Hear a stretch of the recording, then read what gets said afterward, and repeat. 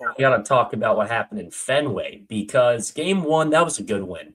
That's just a well put together win. The bats got a little cold towards the second half of that game, but Shane Baz, he did his job. 7 innings, 2-run ball. That's what you paid him the big bucks to come here and do. I mean, granted, he traded for him and he had years of team control, but when Mike Elias handed Shane Baz that 5-year contract extension, this is what we were expecting Baz to look like. He's now recorded a quality start in 4 straight games, owes one game one with Baz on the bump, 4-2-2. What do we think about that Shane Baz start, fellas? Do we have maybe a lot of faith in him, a little bit of faith? Let's go from 1 through 10. Where are we on the Shane Baz scale? Jake, start us off. At this moment in time, I've been increased to probably a 6.5. You asked me that a couple weeks ago. We were at a solid 2, so he is stacking together some quality starts. And may I say, boys, I think the first game in Boston, that might have been his best start of the year. Looked Yeah, very sharp, was absolutely cruising. Bats helped him out. I know, and I know it felt good. He can just put the ball right down the middle, just put it in the zone, let him hit it. It was a beautiful start. So, I mean, confidence is starting to creep up a little bit, not going to lie to you, but going to need to see some more consistency. So, over the next couple of starts, ask me that same question. We'll see where we're at. Clay. I'm gonna say 7. I think the confidence all really kind of started coming back once he went to Jimmy's Famous Seafood and ordered a cheeseburger with ketchup and cheese only, the traditional Clay Train order. It was at that moment I knew things were going to turn around, and like Jake said, his start Monday. What's today? Thursday today, so Tuesday. His Today's start Tuesday was his best start of the year so far. He built off a great performance last week, and I looking forward to Sunday versus Toronto in Toronto. It should be a great game. Yeah, and we'll talk about that Toronto series. We're going to end with that. But I mean, the thing with Boz, it's all about confidence, right? You look at the makeup of, who he is and how he pitches, and it's stuff that projects to be a top of the rotation starter, a frontline starter. And that's why Mike Elias traded 3 top 11 prospects for Shane Baz, because he saw all that talent and he saw a lot of untapped potential. And obviously, when he first started the season, his first 6 starts, they weren't great. Now, some he gave us a good amount of length on. Like I remember he had a start in Kansas City. He went 7 innings, but he also gave up 10 hits, 4 earned runs. But it's important to get a pitcher that gives you length.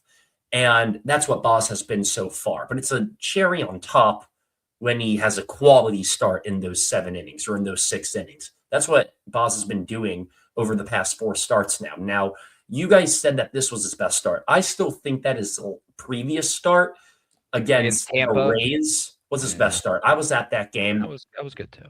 It was a great start. I think he had 9 strikeouts. That was a season high. What I look when I watch Shane Baz is how deceptive can you be? If you're locating the fastball, everything's going to play off of it, especially that knuckle curve, which I think he picked up 5 of his 6 strikeouts on in this previous Boston start. But it's so deceptive. But the thing about Baz in that Rays start that I saw was that he was working the changeup too, to lefties, to righties. And that's, I think, when Shane Baz can be at his best, when he overlays the fastball with the changeup. And then that way, how are you going to be able to react to 98 if you got to pay attention to the 88 mile per hour changeup blown away? And that's what Baz has really been focusing on and crafting and working on here. I can tell. I haven't talked to him, but I can tell that he's been working on it because of how sharp he's been. The confidence levels through the roof with this kid right now. He's feeling it. Everyone else is feeling it.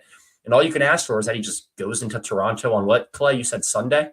Sunday, yeah. So he'll start Sunday at 1:35. I'm interested to see. I mean, I don't have the stat right in front of me. I could definitely look it up, but it seems like his best starts have come at night. So obviously, I don't Okay. think that means anything. But You just got I to want to hope. see. I want to see if he can do it during the day. I mean, his last 2 starts both came at night. I Mhm. think the thing that stuck out the most to me, I mean, besides him going 7 innings Tuesday, was the fact that he was 17 for 26 with first pitch strikes. That's 17-9 ratio right there. 94 pitches, 64 strikes. He's pounding the zone. So that was something that we kind of saw earlier in the year. He wasn't doing as well, and kind of coming back to that now in his last 2 starts. I mean, that's just shows consistency wins. And one thing that I've noticed with Shane too is that you know that this guy's a flamethrower. You know that he could get up to 100 miles per hour if he needed to. but he'll come out the game and he'll throw 95, 96. He'll be controlling it. But then all of a sudden, it's the fifth inning. There's a runner on second with one out, and then he's going to blow 99 right by you.